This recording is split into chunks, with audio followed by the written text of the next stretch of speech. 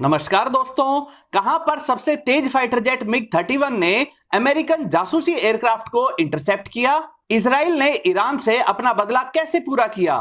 क्यों Russian government TikTok से डरी हुई है? सबमरीन जैसे प्रोपेलर वाला stealthy defiant x attack helicopter कितना खास है? स्टेल्थी वॉकरी किस लिए बनाया गया है? चाइना का नया रॉकेट लॉन्च सिस्टम क्या कर सकता है? इंडियन सबमरीन्स में कौन कौन सी मिसाइल्स लगाई जा रही हैं? ये सारी अपडेट्स जानेंगे इस वीडियो में। नमस्कार दोस्तों, मेरा नाम है अमित और मैं स्वागत करता हूं आपका अमित अपडेट्स चैनल पर। तो चलिए दोस्तों शुरू करते हैं। पहली अपडेट पैसिफिक ओशन के बारे में है। पैसिफिक ओशन के ऊपर अमेरिकन जासूसी एयरक्राफ्ट RC-135 को रशियन मिग-31 के द्वारा इंटरसेप्ट करने की अपडेट आई है।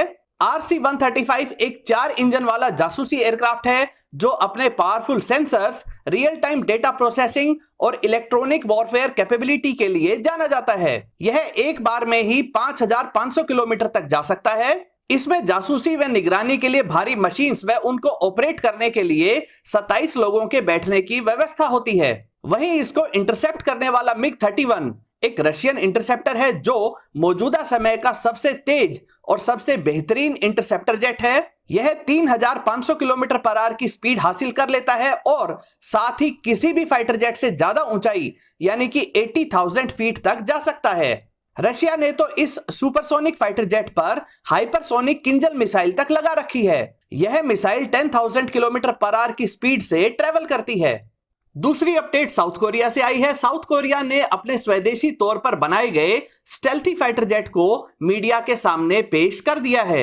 KF-21 नाम से इस फाइटर जेट को F-35 का रोल पूरा करने के लिए बनाया गया है। F-35 ज्यादा महंगा, ज्यादा मेंटेनेंस वाला और कम रिलायबल फाइटर जेट है, लेकिन यह काफी स्टेल्थी है। KF-21 के पहले बैच में इंटरनल बे नहीं लगाई गई है, इसलिए यह F-35 जितना स्टेल्थी तो नहीं है, लेकिन इसकी स्पीड और रेंज F-35 से अधिक है। कुल 40 KF-21 को 2028 तक और 120 KF-21 को 2032 तक साउथ कोरिया की एयरफोर्स में शामिल कर लिया जाएगा। तीसरी अपडेट अटैक हेलीकॉप्टर के बारे में है। हेलीकॉप्टर्स की बात करें तो अमेरिकी कंपनी सिकोर्स्की ने अपने नए डेफिएंट एक्स की एक शॉर्ट वीडियो जारी की है। डेफिएंट एक्स स्टेल्थ को ध्यान में रखकर बनाया गया है। यह काफी कम साउंड पैदा करता है, साथ ही ज्यादा पावरफुल लिफ्ट के लिए इसमें रोटरी ब्लेड्स के 2 सेट्स लगाए जाते हैं। इससे यह अटैक हेलीकॉप्टर काफी कम ऊंचाई पर भी स्टेबल तरीके से मंडरा सकता है, कम ऊंचाई पर भी काफी स्पीड से उड़ सकता है। यह तुरंत अपनी डायरेक्शन भी चेंज करने की काबिलियत रखता है। तेज स्पीड पर उड़ने पर जहां बाकी हेलीकॉप्टर्स ज्यादा साउंड पैदा करते हैं, तो वहीं डेफिएंट एक्स के मेन रोटर्स को स्लो कर दिया जाता है, जिससे आवाज काफी कम होती है और टेल सेक्शन में लगे सबमरीन जैसे प्रोपेलर की सहायता से यह अटैक हेलीकॉप्टर काफी कम साउंड पैदा करते हुए भी 480 किलोमीटर पर आवर तक की स्पीड को हासिल कर सकता है। यह हेलीकॉप्टर पूरी तरह digital fly by wire system से लैस है, जिससे इसको उड़ाना बेहद आसान है। इसमें भारी सामान को भी लिफ्ट करने की काबिलियत है। यह आगे चलकर ब्लैक हॉक हेलीकॉप्टर को रिप्लेस करेगा।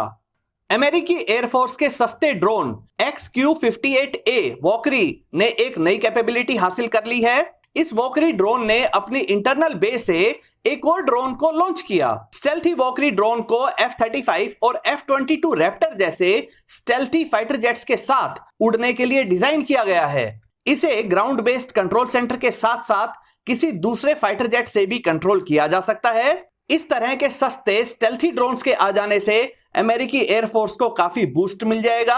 अब S-400 जैसे एयर डिफेंस सिस्टम से प्रोटेक्टेड एरिया में F-35 या F-22 को भेजने का रिस्क नहीं लेते हुए सस्ते स्टेल्थी ड्रोन्स को भेजकर उस एरिया की सारी जानकारी सटीक तरीके से हासिल की जा सकती है।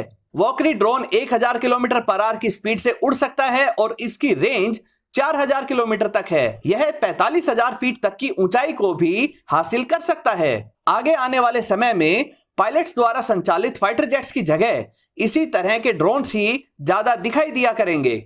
बात करें इजराइल और ईरान की, तो अभी कुछ ही दिन बीते थे जब इजराइल के एक कमर्शियल जहाज पर ईरान ने मिसाइल अटैक करवा दिया था। यह इजरायली जहाज तंजानिया से भारत आ रहा था। इजराइल के अधिकारियों ने तभी कह दिया था कि वे इसका बदला जरूर लेंगे और उन्होंने ऐसा कर भी दिखाया। एक ईरानियन कार्गो जहाज जिसे चोरी छिपे मिलिट्री के लिए इस्तेमाल किया जा रहा था, इस जहाज के हल को माइंस के माध्यम से डिस्ट्रॉय कर दिया गया। किसी को खबर नहीं हो पाई कि कैसे पानी के नीचे से आकर इजरायली सैनिक ये काम कर गए। एक रिपोर्ट में बताया गया है कि इस अटैक के बाद इजराइल ने अमेरिका को इसकी जानकारी दी थी। इजराइल अमेरिका द्वारा ईरान के साथ किसी भी तरह के न्यूक्लियर एग्रीमेंट होने के खिलाफ है। अमेरिका इजराइल और ईरान के बीच किसी भी संभावित लड़ाई को रोकने व ईरान पर दबाव डालने के लिए अपने नेवल जहाजों को ईरान के नजदीक तैयार रखता है।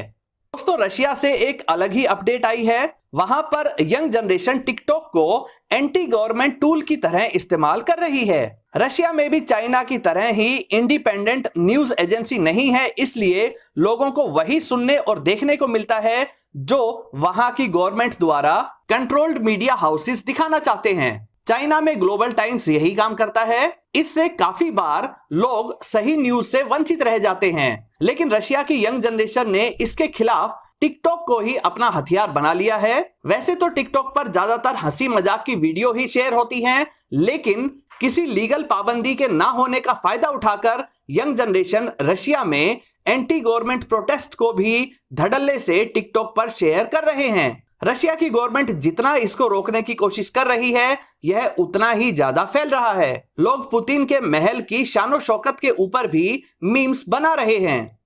राफेल फाइटर जेट की बात करें तो अप्रैल के महीने में कुल 6 और मई के महीने में 4 और राफेल आ जाएंगे, जिससे भारत के पास कुल 24 राफेल हो जाएंगे। यानी अंबाला में बेस्ड पहली स्क्वाड्रन, जिसे गोल्डन एरोस कहते हैं, यह पूरी हो जाएगी और राफेल की दूसरी स्क्वाड्रन में भी 6 फाइटर जेट्स पहुंच जाएंगे।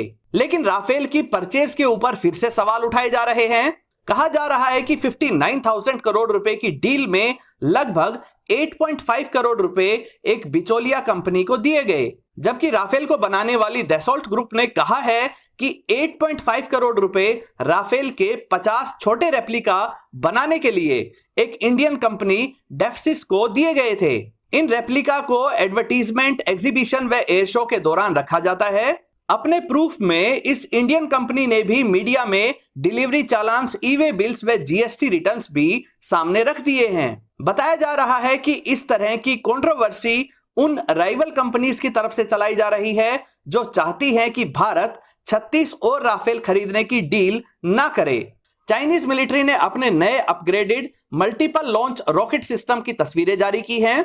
यह PGH-10 सिस्टम अमेरिकन M270 की तरह ही काम करता है। इससे 40 किलोमीटर की रेंज के गाइडेड और अनगाइडेड दोनों तरह के रॉकेट्स लॉन्च किए जा सकते हैं। ऐसा एक ही सिस्टम 122 mm के 40 रॉकेट्स को लॉन्च कर सकता है। खास बात यह है कि लॉन्च इसके क्रू द्वारा अपने केबिन में बैठे बैठे ही किए जा सकते हैं। आवश्यकता पड़ने पर 122 mm ट्यूब लॉन्चर्स को रिप्लेस करके दूसरे कैलिबर के लॉन्चिंग पोर्ट्स भी लगाए जा सकते हैं। चाइना इन लॉन्चर सिस्टम्स को भारतीय बॉर्डर के नजदीक तैनात करने की प्लानिंग कर रहा है। दोस्तों, भारत और रशिया की बात करें तो जब से भारत ने अमेरिका से भी राइफल्स, हेलीकॉप्टर्स, ड्रोन्स आदि खरीदने शुरू किए हैं, तो रशिया भी अपना झुकाव पाकिस्तान की तरफ दिखा रहा है। हाल ही में रशियन फॉरेन मिनिस्टर भारत को विजिट करने के बाद पाकिस्तान गए और वहां उन्होंने पाकिस्तान के साथ भी कई मिलिट्री डील्स को करने की तरफ इशारा किया। रशिया 2018 में भी पाकिस्तान को Mi-35 हेलीकॉप्टर्स दे चुका है। रशिया और पाकिस्तान मिलिट्री एक्सरसाइज भी कर रहे हैं। हालांकि भारत के दबाव के कारण रशिया अभी तक फाइटर जेट्स या अच्छे एयर डिफेंस सिस्टम को पाकिस्तान को नहीं ऑफर कर पाया है। वैसे भी पाकिस्तान की इकोनॉमी अभी इस हालत में नहीं है कि वो रशिया से महंगे लेकिन ताकतवर हथियार खरीद सके। दोस्तों, इंडियन नेवी की तरफ से भी एक अपडेट आई है। जैसे इंडियन एयरफोर्स ने 42 स्क्वाड्रन का प्रपोजल गवर्नमेंट के सामने रखा हुआ है, उसी की तर्ज पर अब इंडियन नेवी ने अपना प्रपोजल रखा है, जिसमें 6 न्यूक्लियर पावर्ड अटैक सबमरीन और 18 डीजल अटैक सबमरीन को बनाने का प्रस्ताव है। इन सभी डीजल अटैक सबमरीन्स में एयर इंडिपेंडेंट प्रोपल्शन सिस्टम लगाया जाएगा, जिससे ये सबमरीन्स लंबे समय तक पानी के नीचे रह सकेंगी।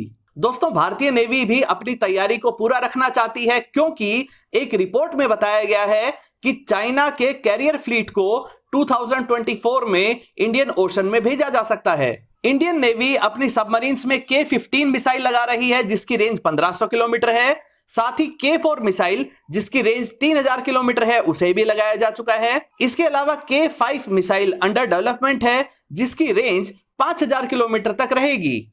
अमेरिकी C-17 ग्लोबमास्टर जो एक ट्रांसपोर्ट एयरक्राफ्ट है, इसमें रनवे पर ही आग लग गई जिससे यह बड़ा ट्रांसपोर्ट एयरक्राफ्ट डैमेज हो गया। भारतीय एयरफोर्स भी इसी तरह के अमेरिकी ट्रांसपोर्ट एयरक्राफ्ट को इस्तेमाल करती है। अभी यह पता लगाया जा रहा है कि आग का कारण कोई स्पेसिफिक फॉल्ट तो नहीं था जो सभी C-17 ग्लोबमास्टर एयरक्राफ्ट को प्रभावित कर सकता है। दोस्तों, उम्मीद करता हूं कि यह वीडियो आपको अपडेटेड रखने में सहायक रहेगी। दोस्तों, अगर ये वीडियो आपको पसंद आए तो इसे लाइक कीजिए, दोस्तों के साथ शेयर करें और चैनल को सब्सक्राइब करना ना भूलें। नमस्कार।